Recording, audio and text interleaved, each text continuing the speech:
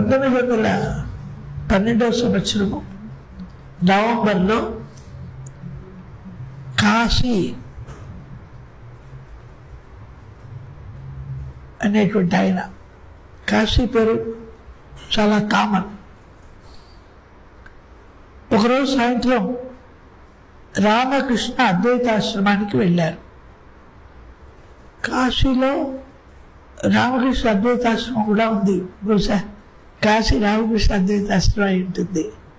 అక్కడ పులిస్ట పెట్టేశారు, అందుకని పేరు అనుకున్నాను. కాశీ రామకృష్ణ అద్వైతాశ్రమానికి వెళ్ళారు. చూద్దాం ఏంటో. అక్కడ మహేంద్రనాథ్ గుప్తా ఏదో పుస్తకం చదువుతూ కనిపించారు కాశీ అద్వైతాశ్రమంలో. కొందరు ఆయన చుట్టూ కూర్చుని ఉండగా, ఆయన చెప్పేది వింటూ ఉండగా తుర్యానంద స్వామి పచారులు చేస్తూ వింటూ ఉన్నారు మహేంద్రనాథ్ గుప్తా చెప్పే విషయాలను. అప్పుడు మహేంద్రనాథ్ గుప్తా తుర్యానంద స్వామీజీని చూడగానే అలవాటు ప్రకారం, ఓహో ఎప్పుడు వచ్చారు, కూర్చోండి అంటారు ఆయన. వాళ్ళందరూ చాలా యువకులు, మహేంద్రనాథ్ గుప్తా స్కూల్లో చదువుకున్నటువంటి పిల్లలు.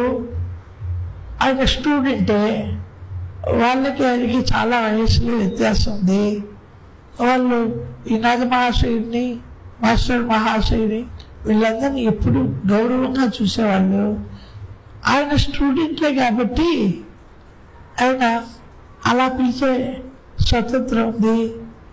అయినా కూడా మర్యాదగానే చెప్పండి, ఓహో ఎప్పుడు వచ్చారు, రండి కూర్చోండి, తర్వాత ఎప్పుడు ఆయన తుర్యానంద స్వామిజీ గారు తర్వాత మాట్లాడుకోవచ్చు, మీరు కొనసాగించండి అని చెప్పారు.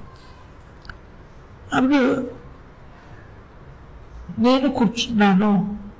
నేనంటే ఎవరు, లావణ్య కుమార్ చక్రవర్తి. ఆయన రిమినిసెన్స్ ఇవ్వండి, ఆయన గురించి తప్ప మిగతావన్నీ వచ్చాయి. ఇప్పుడు మొదటిసారి ఆయన గురించి చెప్తున్నారు. నేను కూర్చున్నాను. కాసేపటికి పఠనం పూర్తయిపోయింది. గోపికా గీతం చదివారా అని నన్ను అడిగారు.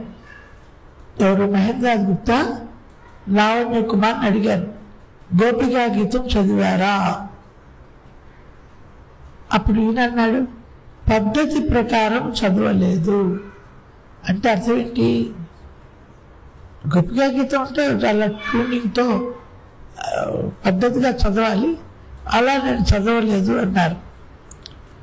అక్కడక్కడ కాస్త చదివాను అని జవాబిచ్చారు. చదవండి, అది అద్భుతమైన గ్రంథం అన్నారు మహేంద్రనాథ్ గుప్తా. ఆ తర్వాత నాతో రోడ్డుకి అటువైపున ఉన్న లక్ష్మీ నివాస్ అనే ఇంట్లో మాతృదేవి బస చేసుకున్నారు. వాళ్ళు కాశీలో చాలా కాలం ఉన్నారు. యాత్రకు వెళ్ళినప్పుడు ఆవిడ అక్కడికి వెళ్ళినప్పుడు కాశీలో హాస్పిటల్ ఉంది. ఆ హాస్పిటల్లో అద్భుతమైన సేవలు జరుగుతూ ఉన్నాయి. శారదాదేవి ఆ హాస్పిటల్ చూసి, అక్కడ జరుగుతున్న సేవలు చూసి చాలా అబ్బురపడి ఆవిడే 10 రూపాయలు డొనేట్ చేశారు. ఆ రోజుల్లో 10 రూపాయలు తక్కువేం కాదండి. ఆ 10 రూపాయలు స్వీకరించి అక్కడ రసీదు ఇచ్చి ఆ 10 రూపాయలని అలాగే ఒక పెట్టెలో పెట్టి భద్రపరిచారు. ఇప్పుడు ఎవరు వెళ్ళినా కూడా ఆ 10 రూపాయలు చూడవచ్చు. ఎందువల్ల? ఆవిడ లక్ష్మి, ఆవిడ నుండి వచ్చిన డబ్బు. అది ఎలా ఖర్చు చేయడం? అది ఉంటే బోల్డ్ అంతా వస్తాయి అన్న కారణంగా ఈ రోజు వరకు కూడా అలాగే వచ్చారు. ఇక ముందు కూడా అలాగే ఉంటుంది ఆ 10 రూపాయలు. ఇప్పుడు మన 10 రూపాయలు మనకి లెక్క కాదు. ఆ రోజుల్లో 10 రూపాయలు అంటే 10,000తో సమానం. అయినా కూడా ఖర్చు పెట్టలేదు. ఇప్పుడు 10 రూపాయలు చెల్లుబాటు కూడా కాదు, అది వేరే విషయం. కానీ ఆవిడ చేతి నుంచి వచ్చింది కదా, అది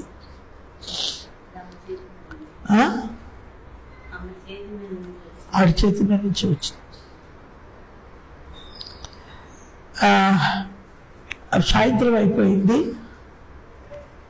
ఇక్కడ ఉన్నారు శారదాదేవి, లక్ష్మీ నివాస్ అనే ఇంట్లో మాతృదేవి అక్కడ ఉంటూ ఉన్నారు. వెళ్ళి దర్శనం చేసుకురండి అని ఈ లావణ్య కుమార్కి అక్కడున్న మిగతా వాళ్ళకి మహేంద్రనాథ్ గుప్తా చెప్పారు. లేకపోతే వీళ్ళకి తెలిసేది కాదు. ఇప్పుడు శారదాదేవి ఎక్కడ ఉన్నారు అనేది అర్థమైంది, అక్కడే ఉన్నారు అని. అయితే అప్పుడు సాయంత్రం అయిపోయింది. సాయంత్రం అయితే వెళ్ళడం ఇబ్బంది కదా, అయినా సరే బయలుదేరారు. దారిలో రాస్ బిహారీ మహారాజు చూశారు. ఈ రాస్ బిహారీ మహారాజు అనే ఆయన శారదాదేవి సేవకుడుగా ఉండేవారు. మహామేధావి అయిన, చాలా అమోఘమైనటువంటి సేవకుడు శారదాదేవికి. రాస్ బిహారీ మహారాజ్ అని పిలుస్తారు ఆయన్ని.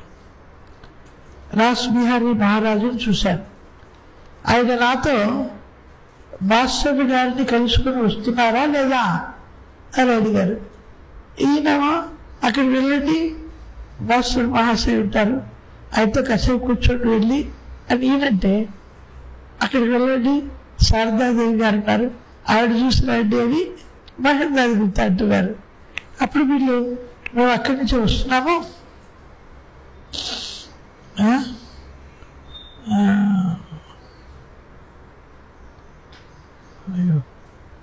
మాస్టర్ గారిని కలుసుకొని వస్తున్నారు కదా అనగానే అడుగుతున్నారు, ఆయనలో ఏమైనా మార్పు మీకు కనిపించిందా? రాస్ బిహారీ అడుగుతున్నారు వాళ్ళని. నాకేమీ అర్థం కాలేదు, ఈ లావణ్య కుమార్కి ఏం చెప్పాలో అర్థం కాలేదు. మార్పు ఏం చెప్తారండి? అప్పుడు రాస్ బిహారీ మహారాజ్ గారు ఇలా చెప్తున్నారు, మాస్టర్ గారి ప్రియతమ కుమార్తె ఒకరు కలరా సోకి నేడు బొంబాయిలో మరణించింది. ఆ రోజే ఆయన కుమార్తె బొంబాయిలో మరణించింది. ఈయన కాశీలో ఉన్నారు. కూతురు అక్కడ మరణించింది. కూతురు మరణించిందనే వార్త తెలిసినా కూడా ఎవరికి ఏమీ అంతుపట్టకుండా ఆయన రామకృష్ణ వారిని గురించి, శారదాదేవిని గురించి ఎంతో ప్రేమగా వచ్చిన వాళ్ళతో మాట్లాడుతూ ఆనందంగానే ఉన్నారు. కూతురు చనిపోయింది అన్న దిగులు ఏ కోశాన ఆయన కనిపించలేదు ముఖంలో. అందుకని రాస్ బిహారీ గారు అడిగారు, ఏమన్నా మార్పులు మీరు చూసారా అని. క్రితమే తంతి వచ్చింది చూడండి, క్రితమే తంతి వచ్చింది. అప్పుడు నేనొక బ్రహ్మచారిని, సంసార జీవితాన్ని త్యజించి వచ్చాను. ఆ తంతి వచ్చినప్పుడు అక్కడ వాళ్ళతో మహేంద్రనాథ్ గుప్తా చెప్తున్నారు, మాస్టర్ మహాశయ చెప్తున్నారు. ఏమని చెప్తున్నారు? నేను ఒక బ్రహ్మచారిని, భార్య లేదు, చనిపోయారు. నేను ఒక బ్రహ్మచారిని, సంసార జీవితాన్ని త్యజించి వచ్చాను. అయినప్పటికీ నా బంధువులు ఎవరైనా మరణించారనే వార్త తెలిస్తే కించిత్ కూడా బాధపడకుండా ఇలా పుస్తక పఠనం చేస్తూ కూర్చోవడం నాకు అసాధ్యం. ఎవరంటున్నారు మాట? రాస్ బిహారీ గారు అంటున్నారు. నేను బ్రహ్మచారిని, సన్యాస జీవితం గడపడానికి వచ్చాను. నేనైనా సరే ఇంట్లో సొంత వాళ్ళు ఎవరైనా చనిపోయారని తెలిస్తే ఏమాత్రం పట్టించుకోకుండా నిర్లిప్తంగా నేను పుస్తక పఠనం చేస్తూ కూర్చోవడం నాకైతే అసాధ్యం. రాస్ బిహారీ గారు చెప్తున్నారు. మాస్టర్ మహాశయ్ గృహస్థులు, మేము సన్యాసులం. అయినప్పటికీ ఆయన ఎంతటి సమున్నత స్థితిలో ఉన్నారో దీన్ని బట్టి అర్థం చేసుకోండి. ఆశ్చర్యం కదండి. సొంత కూతురు చనిపోయినా కూడా అసలు ఏమాత్రమో దిగులు అనేది కనపడనీయకుండా ఆయన అలా ఉన్నారు అని అంటే ఏం చెప్పాలి? అప్పుడు లావణ్య కుమారు ఆశ్చర్యపోయి నిశ్చేష్టులైపోయాడు ఆ మాటలు విని.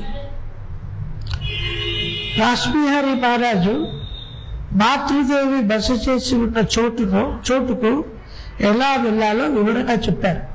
వీళ్ళు అక్కడ వెళ్తున్నారు కదా దేవుని చూడడానికి, ఆయన ఎలా వెళ్ళాలో ఆ దారి అంతా చెప్పారు.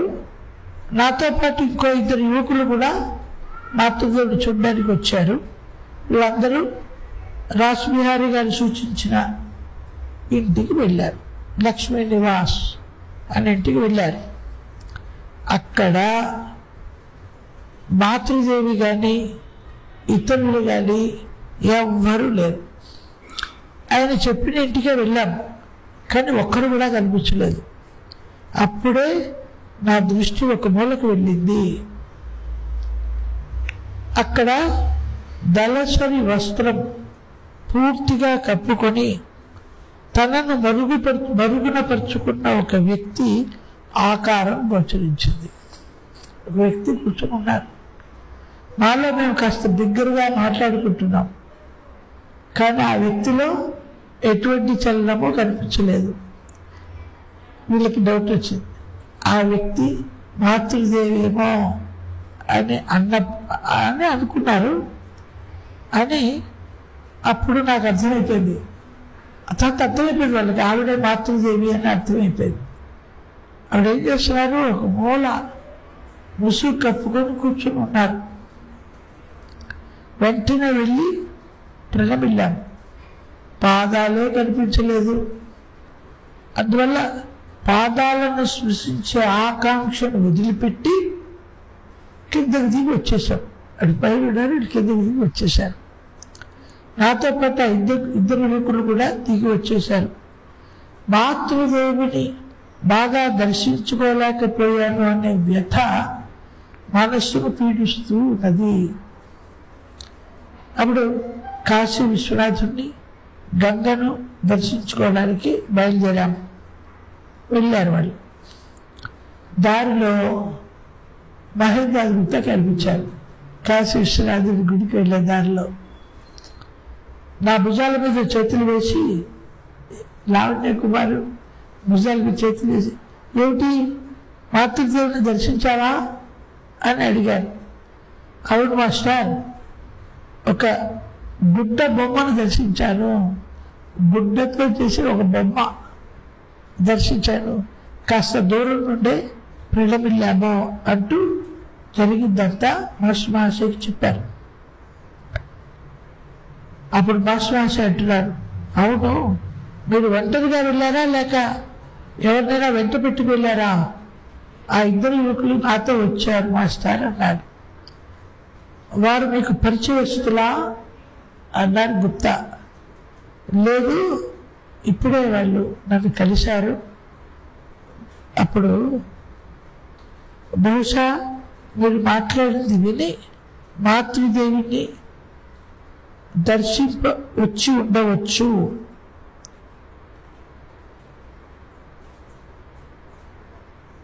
అది విని మహేంద్ర గుప్తా బిగ్గరగా నవ్వారు. బహుశా నా మాటలు విని ఎవరో నన్ను చూడ్డానికి వచ్చారు అనుకొని ఆవిడ అలాగే కూర్చొని ఉండవచ్చు అని అనుకున్నారు అని చెప్పారు. చెప్తే అప్పుడు మాస్టర్ చాలా బిగ్గరగా నవ్వారు. మీకు మాతృదేవి దర్శనం ఎందుకు లభించలేదో తెలుసా అడిగాడు ఆయన. సహవాస దోషం వల్లనే. అంటే వాళ్ళలో ఆ మానసిక పరిపక్వత కానీ లేకపోతే మనఃశుద్ధి కానీ వాళ్ళలో లేనందువల్ల ఇతరులో ఉండొచ్చు. లావణ్య వాళ్ళిద్దరిలో ఏదో తేడా ఉండద్దు వల్లయే శారదాదేవి మీకు దర్శనం ఇవ్వలేదు అని మాస్టర్ చెప్తున్నారు. సహవాస దోషం వల్లనే మీరు మాతృదేవి దర్శనార్థం వెళ్ళారు. వాళ్ళు పరమహంసదేవుల సతీమణిని చూడడానికి వెళ్ళారు. వాళ్ళ మనస్సులో వాళ్ళు ఏమనుకుంటున్నారట, మాస్టర్ ఊహించి చెప్తున్నారు. ఏదో వాళ్ళ మనస్సులను గ్రహించి చెప్పినట్లుగా. నువ్వేమో మాతృదేవుని చూద్దామని వెళ్ళావు, వాళ్ళేమో పరమహంస దేవుని సతీమణి ఎలా ఉంటారో చూద్దామని వెళ్ళారు. రెండు తాళాలు పడుతున్నాయి కదా. పరమహంస దేవులు సామాన్యమైన వ్యక్తి ఆయన సతీమణిని అంత సులభంగా చూడడం సాధ్యపడుతుందా అని మాస్టర్ ఆశ. నిజంగా మాతృదేవిని చూడడానికి వెళ్ళి ఉంటే నీవు ఖచ్చితంగా ఆవిడకి దర్శనం ఇచ్చి ఉండేవారు. మంచి పరమహంసదేవుడు సతీమణి అనగానే ఈజీ కాదు అది. పరమహంసదేవులు సామాన్యులు కాదు, పరమహంసదేవుడు సతీమణి అంతకన్నా సామాన్యులు కాదు. అంత సులభంగా ఆవిడ దర్శనం ఎలా అవుతుంది? అమ్మ అంటూ వెళ్తే అయ్యేది అని మాస్టర్ ఆశయ వివరంగా చెప్పారు. ఆ తర్వాత ఎవరైనా మిమ్మల్ని అనుసరిస్తున్నట్లు తోస్తే మరి ఏదైనా చుట్టుదారిలో వెళ్ళండి, ఒంటరిగా మాత్రమే వెళ్ళండి అని చెప్పారు. దేవుని చూడ్డానికి వెళ్ళినప్పుడు మాతృదేవిని చూడ్డానికి వెళ్ళినప్పుడు ఒంటరిగానే వెళ్ళు, ఎవరిని తీసుకువెళ్ళు, ఎవరికి కనపడకుండా వెళ్ళు, అనుమానం వస్తే చుట్టూ తిరిగేలా వెళ్ళు, ఈ సూచనలు కూడా ఇచ్చారు. అదేవిధంగా మర్నాటి ఉదయం వెళ్ళారు. లక్ష్మీ నివాసును చేరుకున్నప్పుడు తలుపు వద్దే మాతృదేవి నిలబడి కనిపించారు. వేలి ముసుగులో ముఖం కనపడినట్లుగా ఉంది. నిన్నటికి ఇప్పటికీ ఎంత తేడా!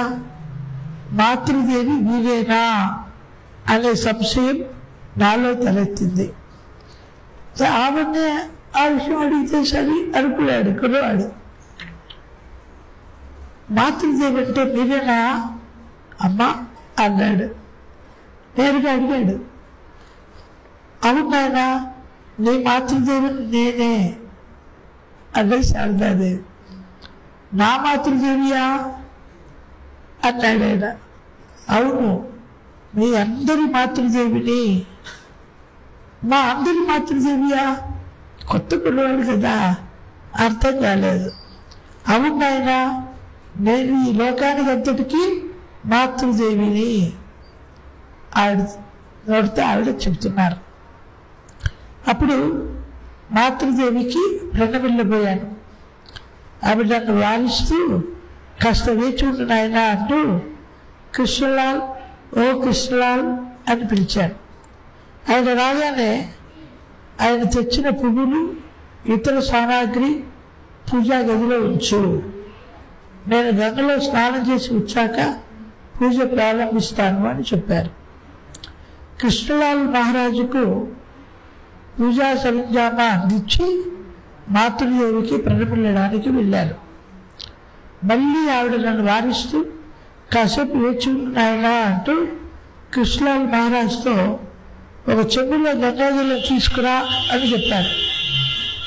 ఆయన గంగాజలం పట్టుకొచ్చాక ఇతడి చేతులు కడుక్కోవడానికి కాసిన నీళ్ళు ఇవ్వు అన్నారు. ఆయన అలాగే చేతులు కడుక్కోవడానికి చేతులు కడుక్కొని మాతృదేవికి ప్రణమిల్లారు. చేతులు కడుక్కోకుండా చేయనివ్వలేదు.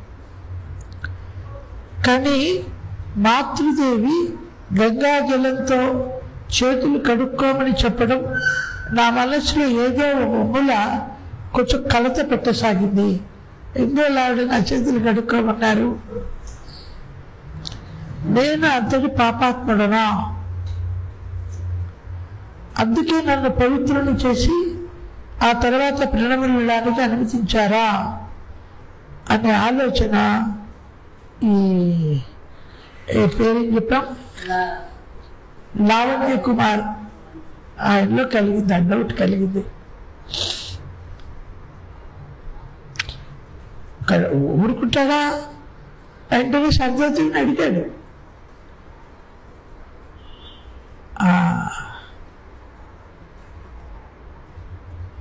అందుకే ఆ తర్వాత అందరి హృదయాలలోనూ నెలకొని ఉన్న వారిని నడిపించేవారు మాతృదేవియే కదా.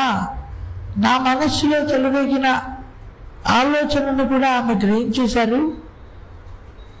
ఈయన అడగల, ఆయన మనస్సులో ఉన్న ఆలోచనలను ఆవిడ అర్థం చేసుకొని మెల్లగా నవ్వారు. ఆ తర్వాత ఆవిడ అంటున్నారు, గురుదేవుల పూజ నిమిత్తం పూజా ద్రవ్యాలు తెచ్చావు అని తీసుకొచ్చాడు. అదే చేతులతో నా పాదాలను స్పృశించరాదు, అందుకే నాయన నిన్ను చేతులు కడుక్కోమన్నాను అని శారదాదేవి చెప్పారు. అప్పుడు మరేం మాట్లాడలేకపోయాను. మాతృదేవికి ప్రగబిల్లి తిరిగి వచ్చాను. 6వ వద్ద మంత్ర దీక్ష పుచ్చుకోవాలి అనే కోరిక కలిగింది లావణ్య కుమార్కి. ఆ విషయం గురించి అడిగారు ఆయన మాతృదేవిని. నాయన, ఇది అన్నపూర్ణ విశ్వనాథులు పాలించే స్థలం. ఇక్కడ మంత్రదీక్ష ఇచ్చే అధికారం నాకు లేదు. కలకత్తాలో మంత్రదీక్ష పుచ్చుకో. నేను అక్కడికి ఎప్పుడు వస్తానో ముందుగా తెలుసుకో అని చెప్పాను. కాశీలో ఎమ్మెల్యేదమ్మా. మాతృదేవి నుండి మంత్రదీక్ష పుచ్చుకోవడం సాధ్యపడకపోతే మనస్సు ఆవేదన చెందింది. చాలా కాలం అది రాలేదు, ఎప్పుడు వస్తుందో తెలియదు. మంత్రదీక్ష తీసుకోలేదు అని మనస్సు ఆవేదన చెందింది.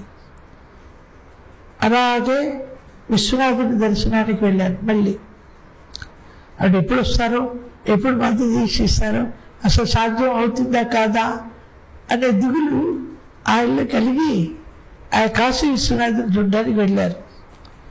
మళ్ళీ మాస్టర్ వాసై కనిపించారు. భుజాల మీద చేతులు వేసి, ఏంటి మాతృదేవుని దర్శించావా అని అడిగారు. జరిగిందంతా చెప్పిన తర్వాత జరిగిందంతా ఆయన వివరించి చెప్పాడు ఈయన లావణ్య కుమార్. నా ఆవేదనను కూడా తెలిపాను మంత్రదీక్ష విషయంలో. అప్పుడు ఆయన కాస్త బిగ్గరగా, సూర్య చంద్రులు పాతాళంలోకి కృంగిపోవచ్చు, భూమి అపసవ్య దిశలో తిరగవచ్చు, కానీ మాతృదేవి మాట వృధా కాదు. అయ్యో బాబు, ఆవిడ నువ్వు తీసుకో అని అన్నారు అని అంటే అది జరిగే తీరుతుంది ఎప్పటికైనా. కానీ ఆవిడ మాట దాటడానికి వీల్లేదు. అలా అయితే ఏమవుతుంది? భూమి ఆకాశాలు పాతాళంలో చూసిపోతాయిట. కాదు, ఎంతో సూర్యచంద్రులు పాతాళంలో కృంగిపోవచ్చు, భూమి అపసవ్య దిశలో తిరగవచ్చు. అయ్యో బాబాయ్, అలాంటిది శారదాదేవి మాట. మనస్సులో ఈ భాషలు ఆశించిన తర్వాత మనస్సులో ఆనందంతో తాండవిల్లింది. నా చెవులలో ఆ మాటలు మారుమోగుతూనే ఉన్నాయి.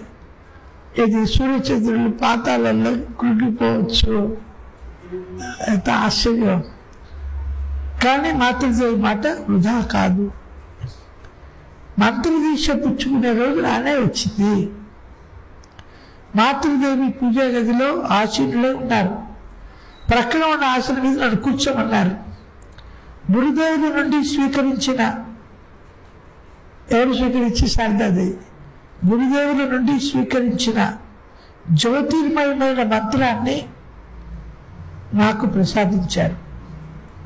ఆవిడ ఏ మంత్రాన్ని అయితే గురుదేవుల వద్ద పొందారో ఆ జ్యోతిర్మయమైన మంత్రాన్నే లావణ్య కుమారికి ఇచ్చారు.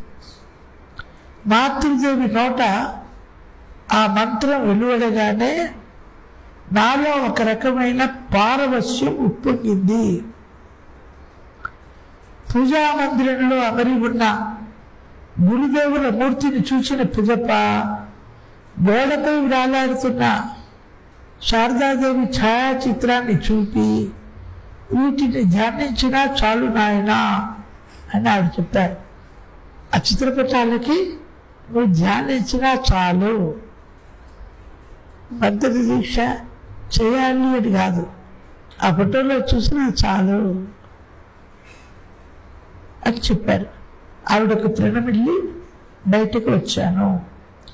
బయటకు వచ్చినప్పుడు మాతృదేవి నా తల మీద చేతులు ఉంచి దీవించలేదే అని అనుకున్నాను. చేతులు ఉంచి దీవించలేదే అని అనుకున్నాడు.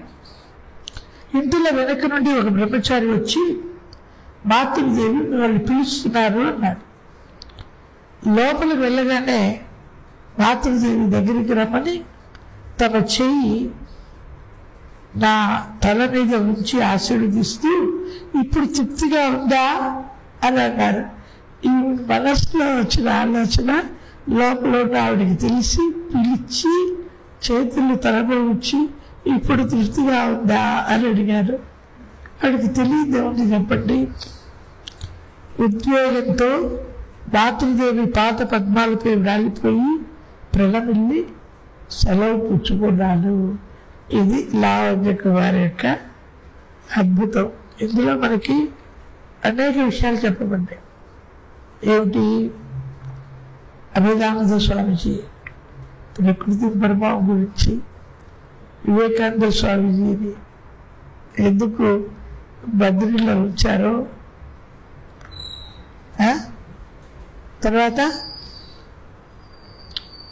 దీక్ష, మహేంద్రాదృత్యాన్ని గురించి, కుమార్తె చనిపోయిన తంతి వచ్చినా కూడా ఆయన ప్రసంగం చేస్తూనే ఉన్నారు, గురుదేవుల గురించి మాట్లాడుతూనే ఉన్నారు. ఆఖరికి రాస్ బిహారీ మహారాజు గారు మేము సన్యాసులు అయినప్పటికీ, సన్యాసి దీక్ష తీసుకోవడానికి వచ్చిన బ్రహ్మచారులు అయినప్పటికీ ఇంట్లో ఇలా జరిగింది అని అంటే నా వల్ల అయితే కాదు, మరి ఆయన గృహస్థులో ఉండి కూడా ఆయన ఎలా అంత వయస్సులో ఎలా తట్టుకోగలిగారు, ఎలా ఉండగలిగారు, ఆనందంగా ఉన్నారు ఆయన. ఆశ్చర్యపోయారు రాస్ బిహారీ మహారాజు గారు కూడా. వాళ్ళకి ఏముంటుంది, వాళ్ళు ఈ 5.5 అడుగుల శరీరంలో ఉన్నా కూడా వాళ్ళకి ఆ శరీరానికి సంబంధించిన వాళ్ళతో ఏమి సంబంధాలు ఉండవు. వాళ్ళు అలా ఉంటారు అంతే. రామకృష్ణ గారితో అంత పరిచయం ఆయనకి, అది ఊరికే పోతుందా చెప్పండి. రామకృష్ణ గారు చనిపోయిన తర్వాత మాస్టర్ మహాశయ్ తన గదిలో వరండాలో కూర్చునేవారు. గంగా నది నీళ్ళు దగ్గర పెట్టుకొని వచ్చే వాళ్ళందరికీ ఒక ఉద్ధరణ నీళ్లు పోస్తూ ఉండేవారు. ఎవరైనా రామకృష్ణ వారిని గురించి అడిగితే అనర్గళంగా మాట్లాడుతూ ఉండేవారు. అంతా అయిన తర్వాత రామకృష్ణ వారి గురించి ఎంత మాట్లాడుతూ ఉన్నా తరిగేది కాదు. ఏ రకంగా ఈ గంగా నది నీళ్ళు ఎలా తరగవో, ఆ గంగా నది నీళ్ళ నుంచి ఇచ్చే తీర్థం ఎలాగే ఎప్పటికీ తరగదో, అలాగే ఎందుకని రోజు చెబుతూ నింపుకోవచ్చు కదా పక్కనిగా గంగా నది, అది ఎలా తరుగుతుంది. అలాగే రామకృష్ణుల వారి గురించి మాట్లాడే మాటలకి తరుగు ఉండదు, అలాగా ప్రవాహాలు దొరుకుతూనే ఉంటుంది. రేపు 15వ తారీఖు నుంచి హైదరాబాద్లో రామకృష్ణ వారి గురించి 7 రోజులు సప్తాహం ఉంటుంది. ఇక్కడ శారదాదేవి గురించి రామకృష్ణ అంటే 7 రోజులు కాదు, 7x7 సప్తాహాలు చేసినా కూడా ఇంకా సరిపోదు. వాళ్ళు ఏంటంటే పుస్తకం లేకుండా మీరు మాట్లాడాలి అన్నారు. సరేనన్నారు. పుస్తకం చేతిలో లేకుండా రోజు 700 ఇప్పుడు 7 రోజులు మాట్లాడాలి రామకృష్ణ వారి గురించే. పుస్తకం లేకుండా మాట్లాడతాను, ప్రయత్నం చేద్దాం. గురు మహారాజు ఎలా అనిపిస్తారు, ఆయన పలికించేది ఆయనే, మనం కాదు కదా. పలికించేది వాడు రామభద్రుడట, నే పలికిన వ్యవహారం నవ్వునట, పలికిత వేరెండు గాత పలుకని నెలా. కదా ఆయన అన్నారు. నిరంజనం నిత్యమనంత రూపం భక్తానుకంపా ధృత విగ్రహం వై ఈశావతారం పరమేశమీఢ్యం తం రామకృష్ణం శిరసా నమామః. శారదాదేవి గురించి మాట్లాడడానికి ధైర్యం చాలలా. పుస్తకం దగ్గర ఉంటేనే మాట్లాడగలను అని